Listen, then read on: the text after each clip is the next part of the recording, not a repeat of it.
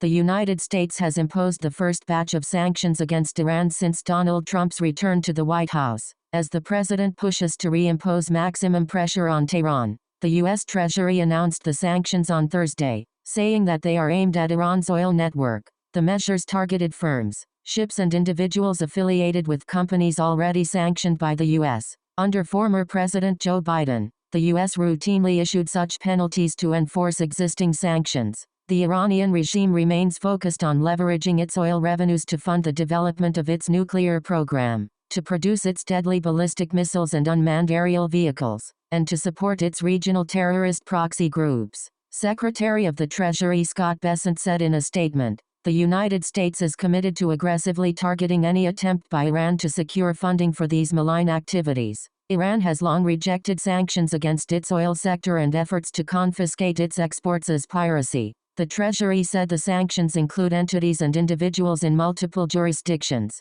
including China, India and the United Arab Emirates. Thursday's action comes 2 days after Trump signed an executive order to revive his pressure campaign against Iran, which he started during his first term after nixing an international deal with Tehran in 2018. That multilateral agreement, formerly known as the Joint Comprehensive Plan of Action, JCPOA, was struck in 2015. It would have seen Iran scale back its nuclear program in exchange for lifting international sanctions against its economy. Biden tried to restore the deal, but multiple rounds of indirect talks with Iran failed to achieve his goal. The diplomatic push was further derailed with the outbreak of Israel's war on Gaza in October 2023. The former administration ultimately kept the Iran sanctions in place and imposed more penalties against Tehran. But Republicans accused Biden of failing to rigorously enforce the sanctions and halt Iranian oil sales, particularly to China. This week's executive order from Trump directs U.S. officials to review and tighten the sanctions to drive Iran's export of oil to zero.